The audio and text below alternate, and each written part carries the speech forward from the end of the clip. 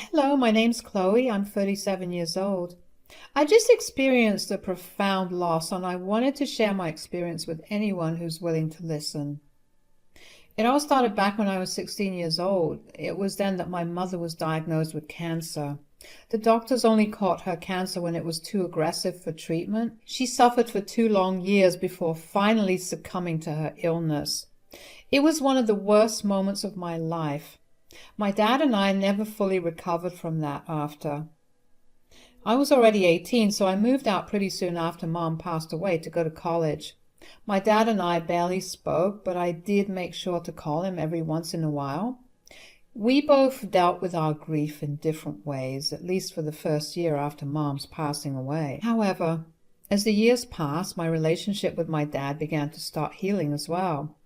I realized sometime in my last year of college that he was the only parent I had alive, and I shouldn't take my relationship for granted. I began visiting and calling him more often, and pretty soon we were closer than ever.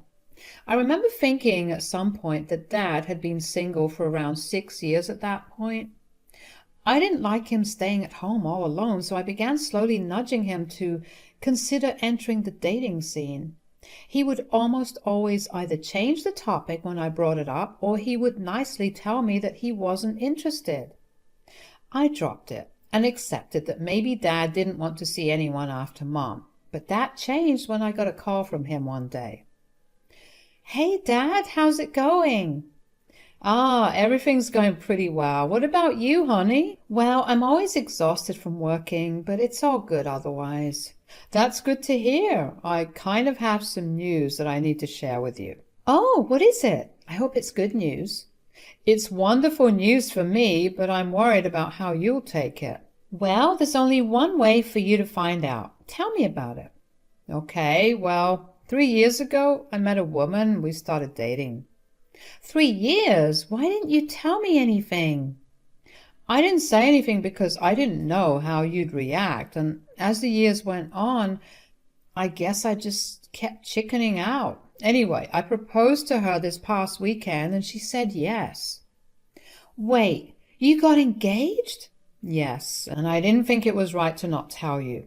Now, I understand if you're angry. Dad, that's amazing. I'm so happy for you. You are? Of course, I've been trying to get you to go on dates for the past year now, and I see why you never listened to me. I'm so glad that you're okay with this, given that, I'm sure Mom would be happy to see you happy, Dad. So tell me more about my new soon-to-be stepmom. Turned out that my soon-to-be stepmother had a daughter of her own. Dad had met her through work, and just like him, she was also struggling to get through the loss of her husband.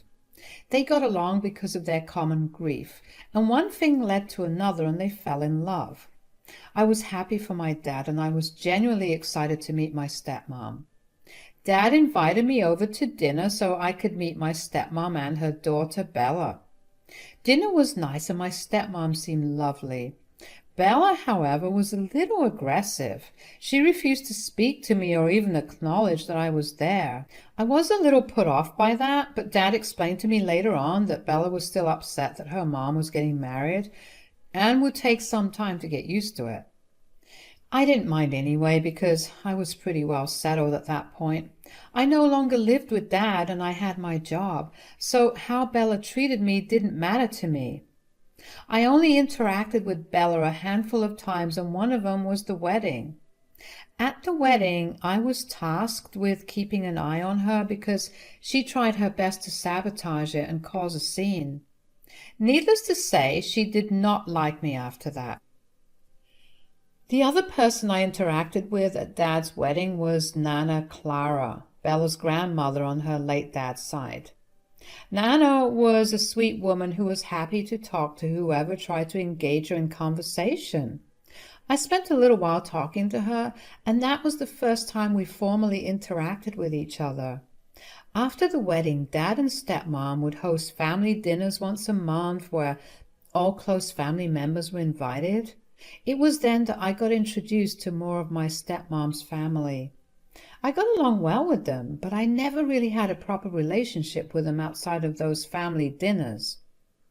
Anyways, tragedy struck one day when Nana's husband passed away.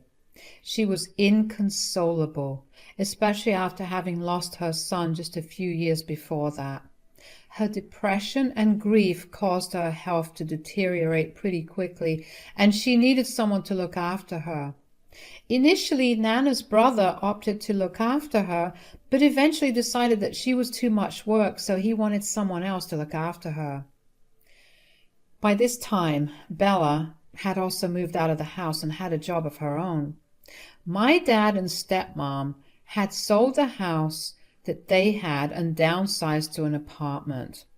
They had no place for Nana. Nana was willing to go to an old age home and my dad was willing to pay for it, but Bella stepped in and begged Nana to let her take care of her. Nana reluctantly agreed, and so she stayed with Bella for the next 2 years.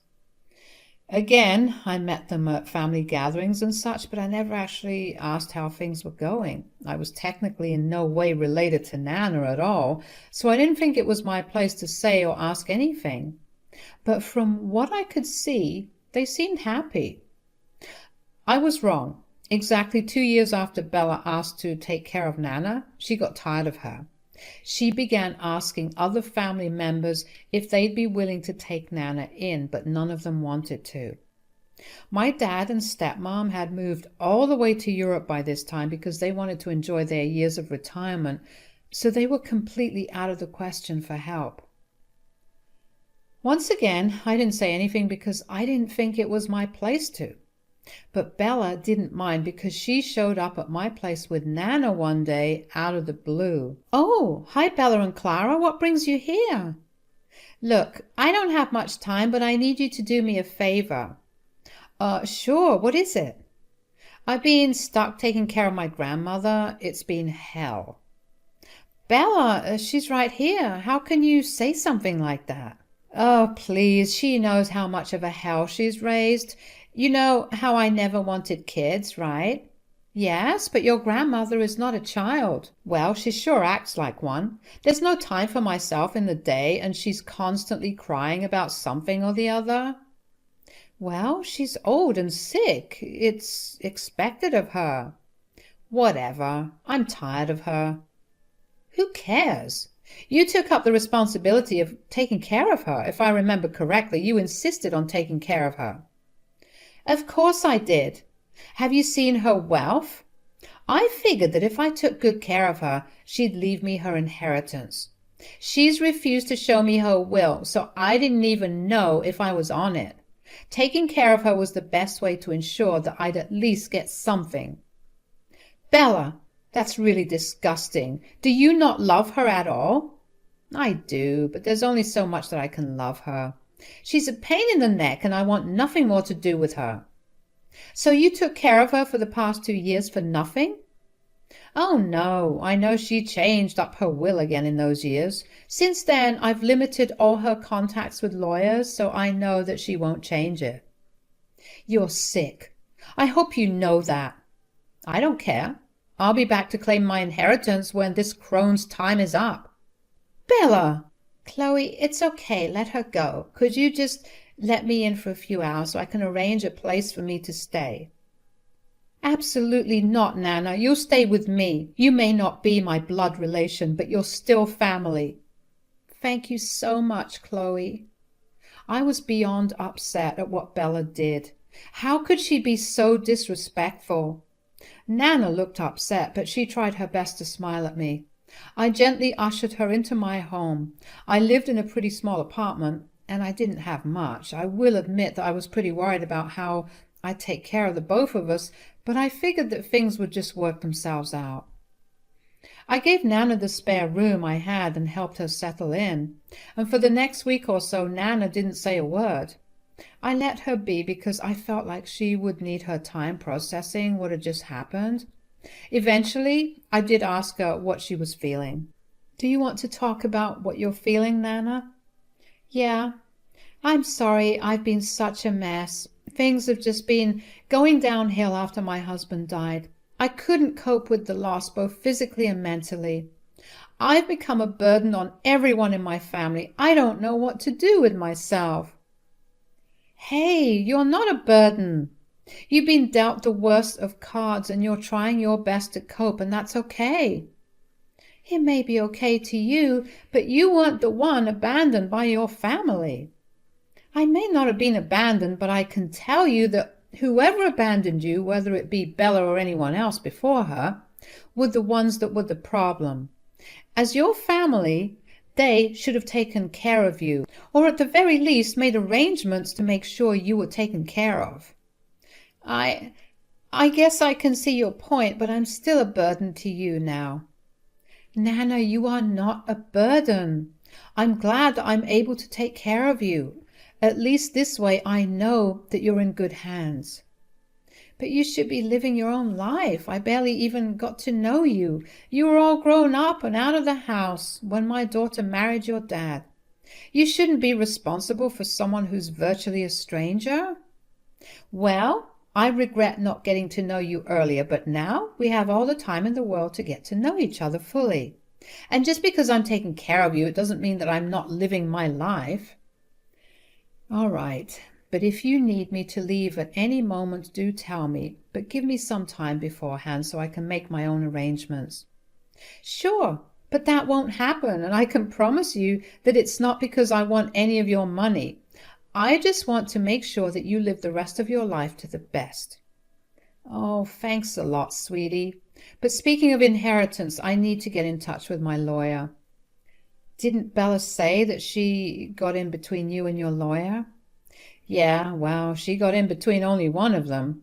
When you live long enough and have witnessed enough family fights around inheritance, you learn to work your way around it happening in your own family. Oh, wow. Okay. Is there any way for me to help you out? I will need you to run around a little and make some calls. I'll also need you to be okay with my lawyers coming over to your place so I can talk to them. Yes, of course. Anything you want. Just let me know a little in advance so I can work around my work schedules. Of course, sweetie. Thank you so much again. I was upset that people treated Nana so badly, that she considered herself to be a burden, so I worked hard after that to make sure that she stopped feeling that way. The last thing I wanted her to feel was that. Even on days that I was really tired and wanted nothing more than to just sleep, I stayed by her side and did everything she asked of me. There were numerous visits to the hospital, and her reports were showing progress. I was happy to see her feeling better. She looked happier too, and I was glad to see that. The first year with her was a time for her to heal and get back to who she was. This year, no one from her family called to ask if she was all right. I was upset, but Nana always told me not to think about it. The next year, since Nana was a lot better than before, I began taking Nana out of the house. Earlier, at best, I'd take her on a short drive and we'd come back home. I would take her to the park and some cafes, or even pet cafes. She loved dogs. She would light up every time we went out, and seeing her so happy made me feel good. Around the end of her second year with me, she asked me to contact her lawyers. Once every week since then, I was running around doing some paperwork or the other, and I had lawyers at my place. I never knew what was happening in their meetings, and I never asked once again because I didn't think it was my place to know. After Nana stopped asking me to call her lawyers over, she finally revealed to me what had been going on. Sweetie, I need to talk to you about something. Yes, Nana. So you know how I've been meeting up with my lawyers a lot recently? Yes, of course I do. I'm the one arranging the meetings. Yes, I've been rewriting my will. The initial will that Bella is holding hostage included a division of assets for everyone in the family, including you. Me? Why me? We barely knew each other back then. Yes, I know, but you were still a part of my family. It was nothing big, just a small amount. Anyway, I've had a year to think about it, and I know that I shouldn't have originally willed you that much. Oh? You've been so kind and caring. You've shown me more love than my own family has in years, even before my husband's death. I don't want you to tell anyone as yet, but I'm leaving everything I have to you." "What? Nana, you can't do that." "Why can't I?" "Because you have other family, like your siblings and your son, and even Bella. Bella deserves something at least for having taken care of you for some time." "Neither she nor my son actually wanted me there with them. They never ceased to talk about them, getting my inheritance. They never properly cared for me or even treated me like I was human. You've been the only one to do that." "But Nana, don't you think they deserve at least something? You can give me the majority of your assets. I just don't want them to speak ill of you after you are not here anymore." "Chloe, they spoke ill of me when I was alive. I think I'll be okay with them doing that even when I'm long gone." "All right, if you say so. Thank you so much, Nana. I don't know how I could show you how grateful I am." "I know how. I want you to call Bella over sometime next week. I want to reveal my new will to her." "Is this you taking revenge?" "Oh, yes. Nothing will be sweeter than watching her face fall as she realizes what she did to herself." "Remind me to never get on your bad side, but all right, I'll drop her a text." I was genuinely surprised that Nana wanted to leave me everything she owned. I had never wanted any of her wealth. I was just happy to have someone in the house with me, someone to talk to, and someone who would listen to me. I will be honest and say that the inheritance would help me out a lot, but I didn't care about that. I texted Bella and told her that Nana wanted to meet her. It took her 2 weeks to respond and tell me that she'd be there the coming weekend. I was genuinely surprised that she even responded. I was kind of nervous about how Bella would react when Nana told her what became of her will. When Bella showed up that weekend, she walked into my home as if she owned it. She barely greeted either me or Nana. She sat herself on my couch and demanded a glass of water. I gave her a glass of water and I sat on the couch. The three of us were silent for a minute, and I could feel the awkward tension just rising with every second. And finally Bella broke the silence. "So I see the old hag is still not dead."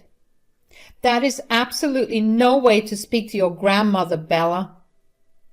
"Last time I checked, she was my grandmother. You don't get to tell me how to treat my own family."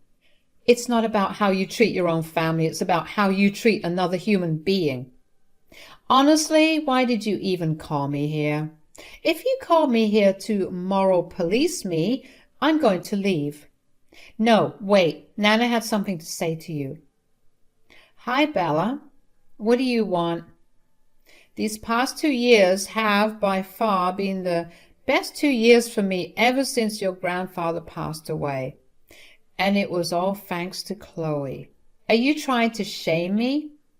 "No, I'm not. I want to take something away from you. Here is a copy of my new will." "What?" "I want you to know that I'm beyond disgusted with everyone in the family. The only person who showed me any real kindness was someone who wasn't even blood related to me." "You're giving a stranger all of your assets?" "Bella, do you know how much Chloe has struggled? She wasn't in the slightest way as fancifully stable as you, yet she still took me in. She was nothing but kind to me. She tried to intervene for you and tried to convince me to give you at least something, but I want nothing to do with you." "How can you do this? We share the same blood." "Yet you never treated me that way. To you, I'm just some crone and hag, so I will treat you like the leech you are."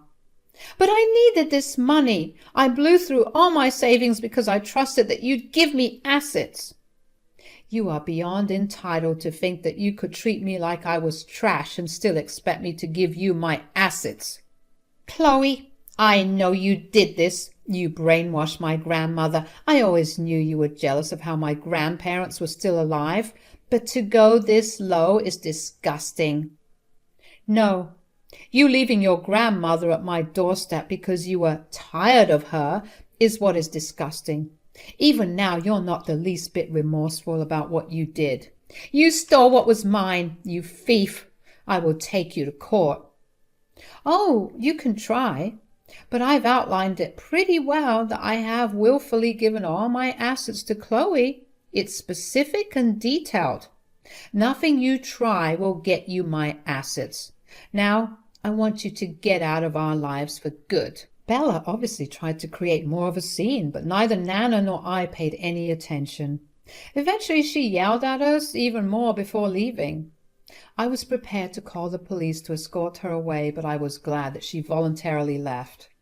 I made sure Nana was doing okay, and she assured me that she was. After that, Bella told everyone in her family about what had happened. I got a lot of calls from Nana's side of the family calling me a thief for taking what was theirs. I didn't tell Nana much about it, but I have a feeling she knew. It was honestly disheartening to see all her family only care about what they could get from her after she was gone. They didn't even try to make up for their crappy behavior. I expected them to at least flock to my door and beg Nana to let them take care of her.